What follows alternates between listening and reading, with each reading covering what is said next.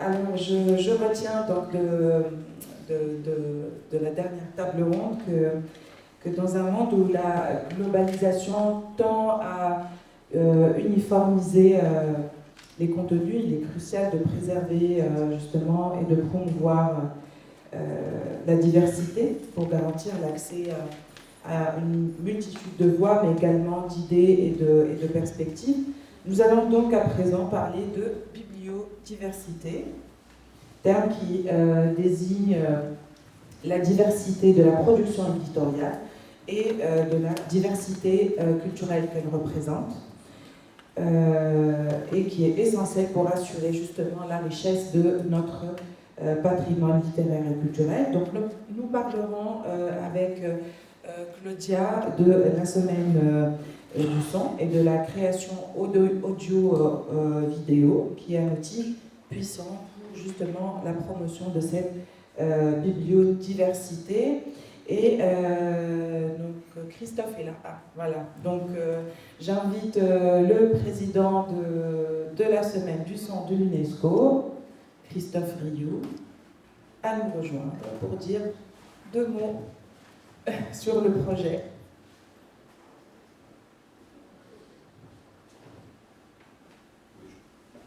Mon président.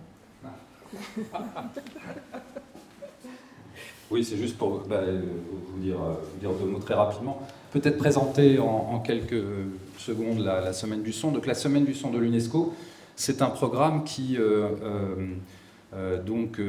se développe autour du son et du sonore sous toutes ses formes et vise à, en ce qui concerne en tout cas la partie culturelle, à valoriser tout l'écosystème de la création. C'est-à-dire que c'est une porte d'entrée qui permet d'accéder à l'univers de la création dans sa globalité. En Tunisie, une première édition avait eu lieu en 2022 autour d'un livre qui était le Salammbô de Flaubert, puisqu'une exposition devait se tenir initialement au Musée national du Bardo à Tunis. Et voilà. Et ça a été le point de départ justement d'une aventure d'une semaine à Bizerte, à Tunis-Gamart, et puis à Djerba, en clôture du sommet de la francophonie. Et en 2023, nous avons continué cette belle aventure avec l'École supérieure de l'audiovisuel et du cinéma de Tunis-Gamart, autour de projets que nous allons, que vous allez d'ailleurs évoquer de manière assez précise. Mais en fait, c'est l'idée générale de cette semaine du son, c'est vraiment considérer que le sonore, l'audio, livre audio, podcast, musique, cinéma, pourquoi pas l'art contemporain et d'autres formes, toutes ces formes qui ont une dimension sonore permettent de déployer l'écosystème de la création. Voilà, et je vous redonne la parole. Merci Christophe. Merci Christophe. Alors la semaine du son de l'UNESCO en Tunisie, donc, comme l'avait rappelé Christophe, a été organisée suite au succès du Salon du livre audio que les Alliances françaises de Tunisie, avec le soutien de l'Institut français, avaient organisé en 2021. Voilà, c'était un tournant majeur qui a démontré que le potentiel du son, comme le son comme potentiel justement pour la création d'une semaine du son de l'UNESCO en Tunisie. Donc la première édition de la semaine du son s'est déroulée en novembre 2022, en marge du sommet de la francophonie qui a été organisé à Djerba et dans le cadre du village de la francophonie. Les objectifs de cette semaine du son, d'abord,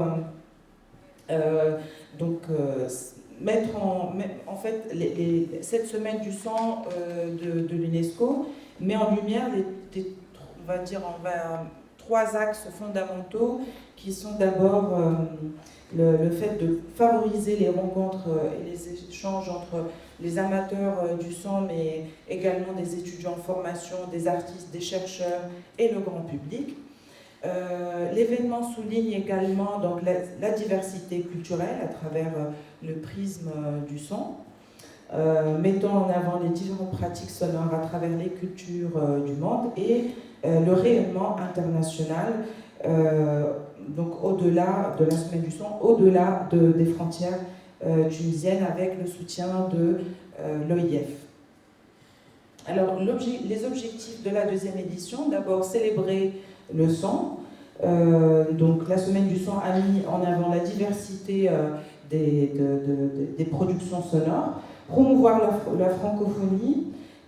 L'événement continue à favoriser la promotion de la langue française et de la culture francophone en mettant l'accent sur le rôle du son et de la voix dans cette promotion. Et enfin, sensibiliser à l'importance du son dans notre vie quotidienne, que ce soit dans la communication, l'expression artistique ou la compréhension du monde qui nous entoure.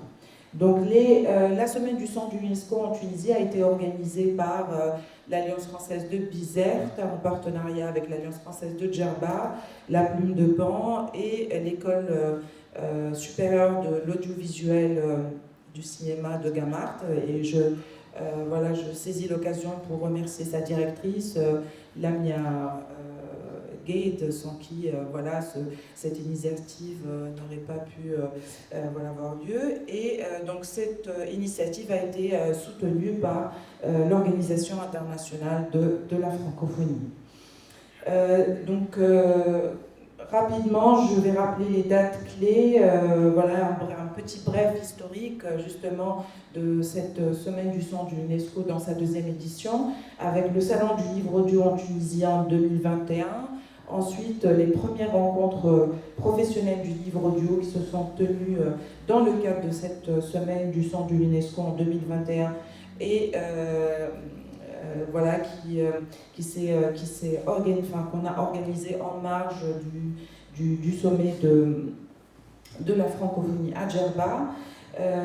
La 2e édition de la semaine de l'UNESCO en Tunisie, avec 3 formations entre le 15 novembre et le 15 décembre 2023.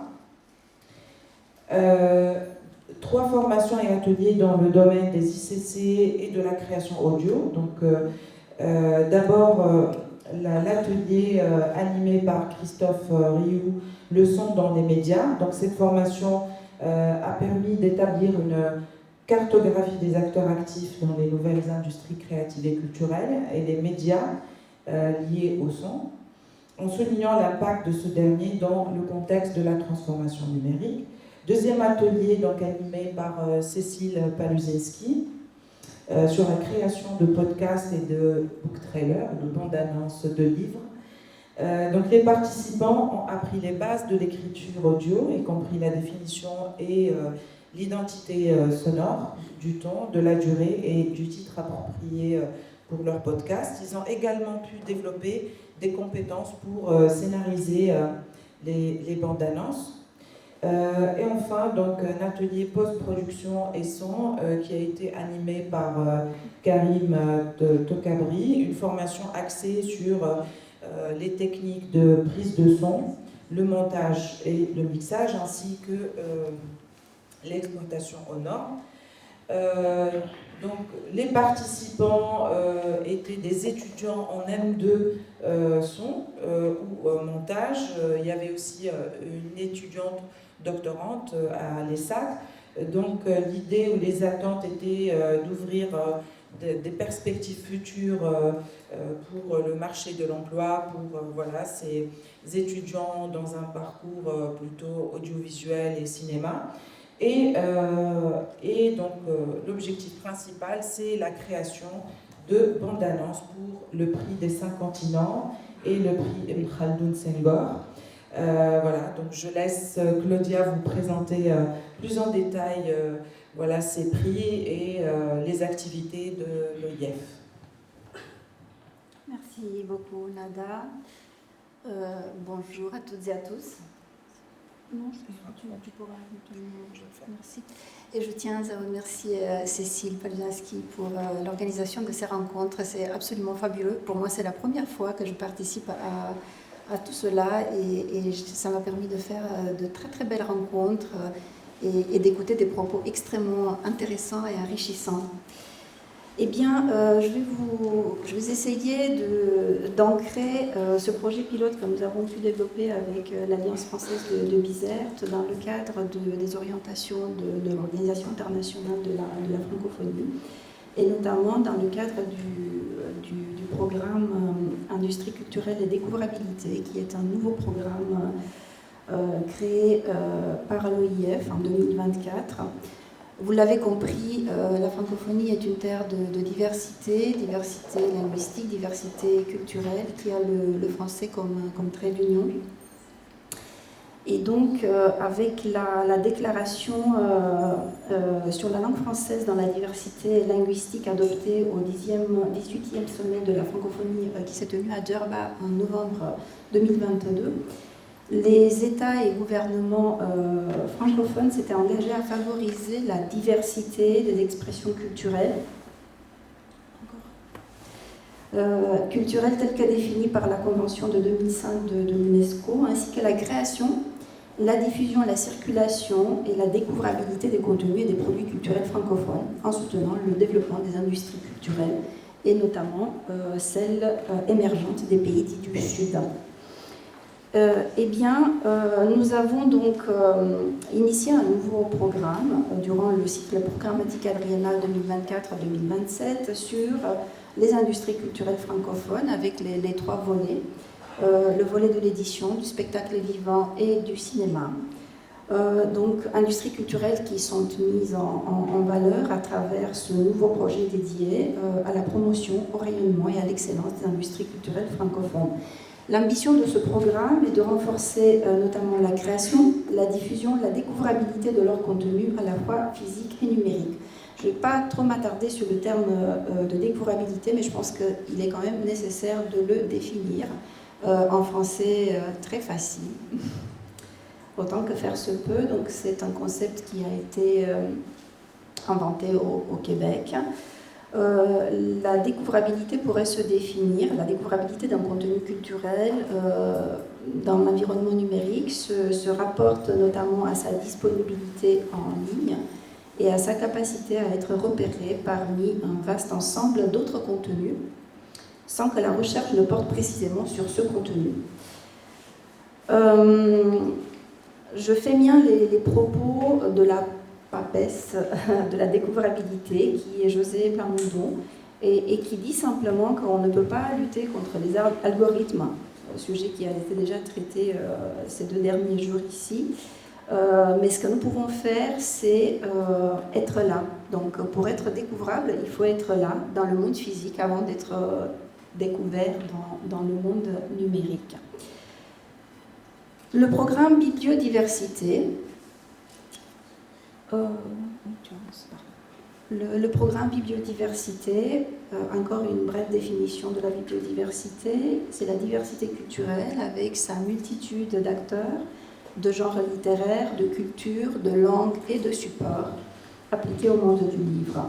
Le livre, bien entendu, comme vous le savez, le vecteur de culture et de savoir, est au centre de la dynamique créée par l'abondance des écrits disponibles en français, par la variété des voix, des cultures et des genres littéraires de l'espace francophone. Pour la filière de l'édition, en 2024, plusieurs acteurs de la chaîne du livre sont visés à travers notre programme Bibliodiversité, avec les objectifs notamment de soutenir la diffusion des œuvres culturelles du Sud sur les marchés nationaux et internationaux, leur visibilité et leur découvrabilité, et bien entendu de promouvoir le rayonnement et l'excellence de la création littéraire et éditoriale francophone, avec un focus sur nos talents littéraires. Et je vais peut-être passer directement, parce que je sais que le temps est compté, et moi dans ma présentation initiale j'avais prévu 1 heure de présentation, je ne sais pas pourquoi. Je voulais être bavarde, donc je suis bien obligée de raccourcir un peu mon propos. Et je vais passer aux deux prix emblématiques de la francophonie institutionnelle, les 2 prix littéraires emblématiques. Le premier étant le prix des 5 continents, qui est un projet conçu et porté par l'OIF depuis 2001, qui permet de mettre en lumière les talents littéraires qui reflètent la diversité culturelle et éditoriale en langue française sur les 5 continents et de les promouvoir sur la scène internationale. Le prix des 5 continents est un prix qui récompense chaque année un texte de fiction narrative, roman, récit ou recueil de nouvelles originales d'expression française, quelle que soit la maturité littéraire de son auteur ou autrice. Quelques mots sur la structure du prix. Nous avons constitué 6 comités de lecture et je pense qu'il est important de les mentionner parce qu'ils font un travail absolument remarquable. Ce sont 6 comités qui sont répartis un peu partout en francophonie. On a un comité français, un comité belge, un comité québécois, un comité au Congo, un comité au Sénégal et un comité au Vietnam. Ces comités assurent la pluralité, la diversité des regards et qui nous est extrêmement précieux dans le sens où, pour donner un exemple, l'année dernière, nous avons reçu 226 candidatures. C'est un énorme travail d'évaluation, donc il était important que ce travail soit fait de manière simultanée. Donc tous les comités de lecture ont évalué les 226 candidatures. Ils ne sont pas répartis le travail. Ils ont réellement évalué les 226 candidatures pour justement assurer l'équité et le bon jugement des ouvrages. Le prix des 5 continents a également un jury international composé de personnalités du monde littéraire de premier plan. La particularité de ce prix est que nous accompagnons pendant toute une année l'année qui suit sa désignation, l'auteur lauréat ou l'autrice lauréate et sa maison d'édition dans l'espace francophone. Pareil, ce que je dis toujours, le prix des 5 continents n'est pas un prix marketing, donc ce n'est pas le concours, ce n'est pas le prix des libraires, ce n'est pas forcément un prix qui fait vendre, mais c'est un prix qui crée des souvenirs absolument inoubliables aux auteurs qui le remportent. Et ça, je pense que c'est l'énorme valeur ajoutée de cette distinction. Et je voudrais partager avec vous une vidéo toute récente que nous avons réalisée. Dans les coulisses du prix des 5 continents, une initiative de l'Organisation internationale de la francophonie depuis 2001. Ici, nous célébrons la qualité, la diversité et la générosité de celles et ceux qui écrivent le monde en français. Ce prix est une fenêtre sur un monde où diversité rime avec créativité. Ici, les mots sont maîtres, les récits bousculent les perspectives, les histoires tissent des liens entre les individus, les peuples et les cultures. Ouvrons le rideau sur le prix des 5 continents de la francophonie. Ces pages révèlent des voix émergentes ou confirmées, chacune apportant son originalité à la grande fresque de la littérature francophone. Nous entrons dans un espace où la langue française sert de toile à des histoires de vie. Notre parcours débute ici, avec l'inspiration d'un écrivain, qui termine de façonner son manuscrit et le propose à un éditeur. Ce dernier, chercheur de pépites littéraires, repère et sélectionne son roman. En quelques clics, il inscrit l'ouvrage sur la plateforme en ligne du prix des 5 continents de la francophonie. Parallèlement, les livres sont acheminés vers les comités de lecture. 6 comités de lecture incarnent la diversité géographique et la pluralité des regards. Leur mission, lire, discuter et évaluer la totalité des œuvres reçues. Avec plus de 200 œuvres à évaluer, ces mois de lecture intenses sont un véritable marathon intellectuel. 10 finalistes émergent de cette mosaïque littéraire. Chacun de ces auteurs offre une perspective unique qui valorise le dynamisme et la modernité de la langue française. Le jury, composé de personnalités littéraires reconnues, se réunit pour désigner le lauréat et la mention spéciale. Leur choix, souverain et consensuel, est annoncé lors de la cérémonie de remise du prix. L'annonce du lauréat est la consécration d'une œuvre qui transcende les frontières, célèbre l'excellence littéraire et rend hommage à la richesse du monde francophone. Quelle joie de poser notre regard sur les œuvres francophones qui joignent les 4 coins du monde. Les échanges en interne et avec les autres comités du prix confirment les étincelles ressenties chez soi et déclenchent la curiosité des étincelles d'autrui. Notre passion pour la langue française nous guide à travers les pages de littérature mondiale. Lire ces œuvres, c'est embrasser la diversité de notre francophonie. Chaque histoire ajoutant une teinte unique à notre riche palette culturelle. Depuis l'Afrique centrale, nous nous réjouissons d'enrichir cette mosaïque littéraire, explorant des univers qui transcendent les frontières. Année après année, par ce travail de lecture, nous tissons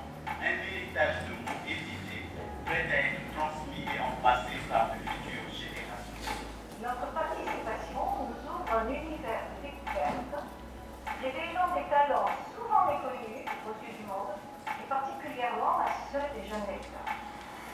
La joie de voir ces lecteurs grandir, s'épanouir, être célébrés par une nouvelle génération est notre plus grande récompense. Engagé dans cette aventure littéraire, partageons avec la jeunesse la richesse du monde où chaque récit devient un pont de culture. Cette histoire, célébrant notre langue et nos valeurs communes, inspire et façonne et résiste. Et pour vivre nos humanités partagées. Fier de contribuer à ce prestigieux prix, l'initiative de l'OIF revêt une portée singulière en favorisant l'entrelacement des cultures et des peuples. C'est un honneur de partager ces ouvrages avec les lecteurs francophones. Eh bien, Bienvenue dans les je vais être obligée d'abréger mon propos, donc je vais passer au deuxième prix littéraire de la francophonie, qui est le prix de la traduction français-arabe-français Ibn Khaldoun Senghor, que nous organisons conjointement depuis 2007 avec l'ALEXO. L'ALEXO qui est l'organisation arabe pour l'éducation, la culture et les sciences basée à Tunis. L'objectif de ce prix est de promouvoir bien entendu la diversité culturelle et linguistique et d'encourager toute forme d'échange entre le monde arabe et le monde francophone. Il est à sa 16e édition.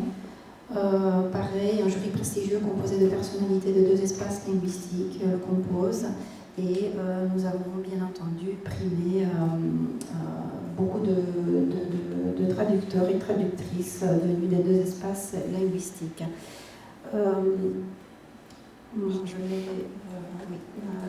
Dans cette logique de valorisation, comme nous essayons de mettre en place des talents littéraires francophones primés de leur découvrabilité, avec l'Alliance française de Bizerte et l'Alliance française de Djerba, en partenariat avec la Plume de Pan et l'École supérieure de l'audiovisuel du cinéma de Gamart, avec bien entendu le soutien de l'OIF.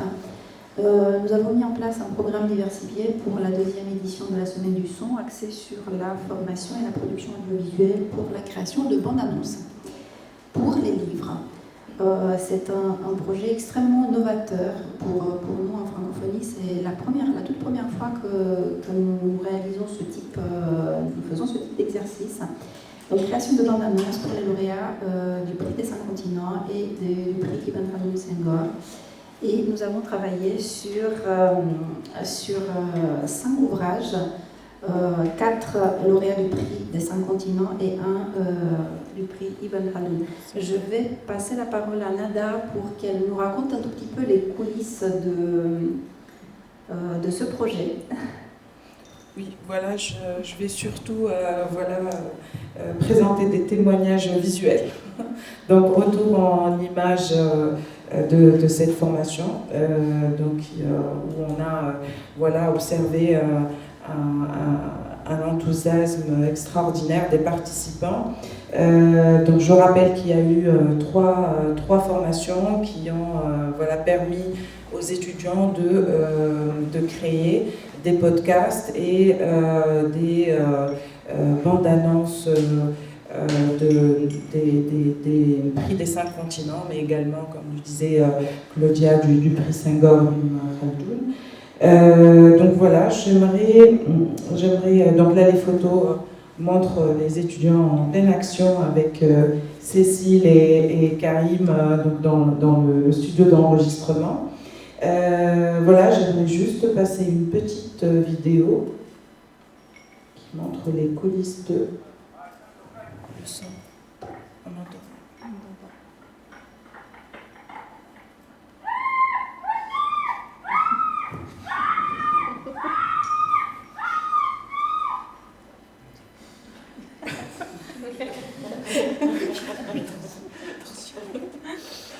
Voilà.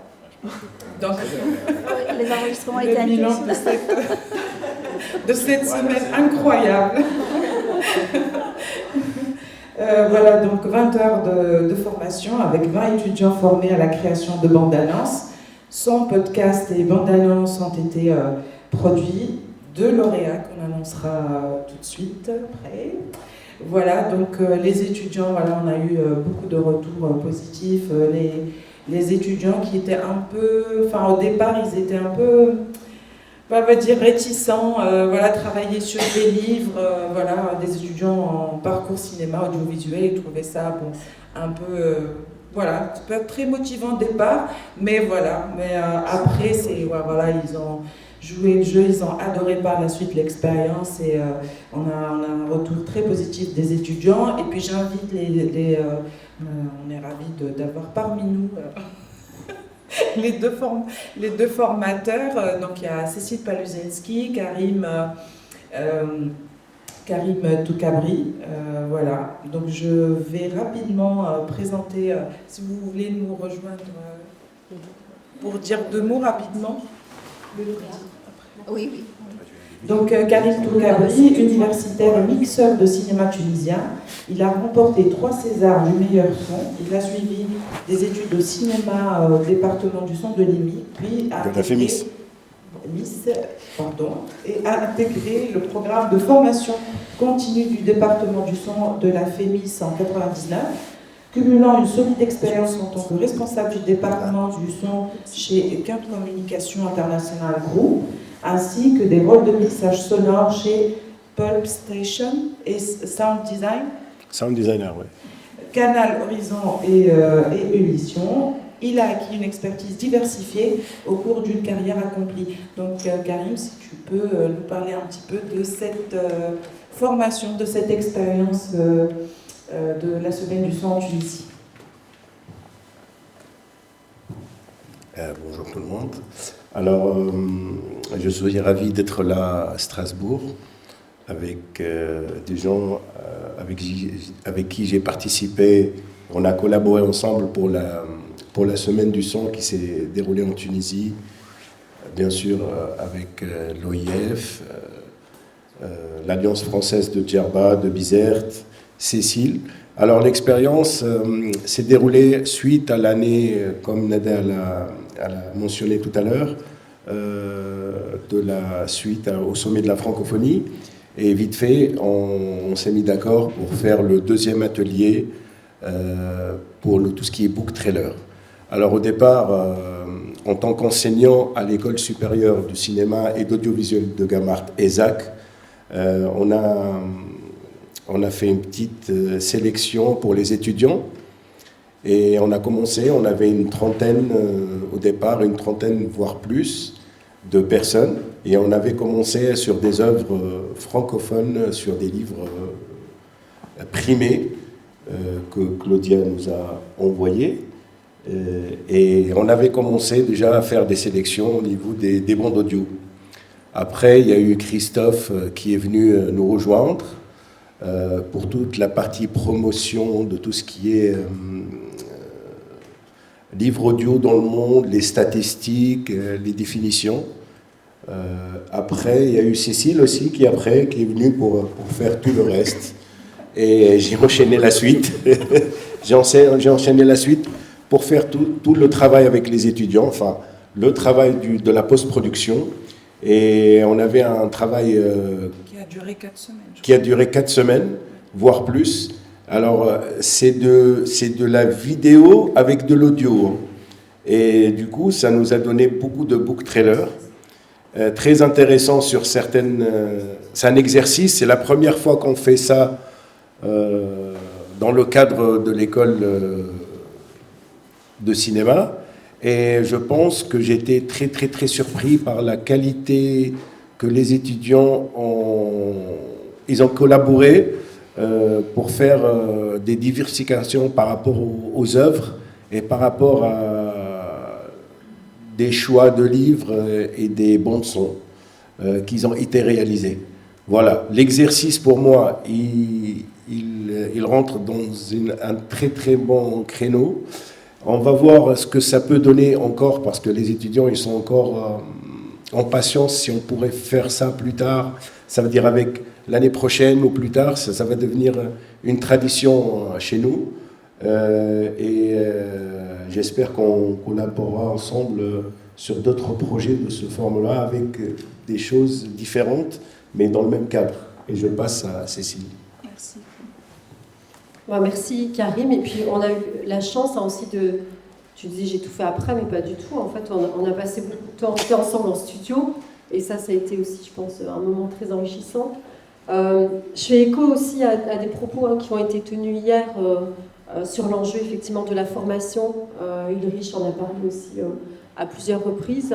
Et donc là, vraiment, l'enjeu, c'était effectivement de se dire, ils sont déjà formés au métier du son, mais comment aussi augmenter les possibilités, on va dire, d'emploi et de compétences en les mettant finalement en application dans le cadre de la création de podcasts.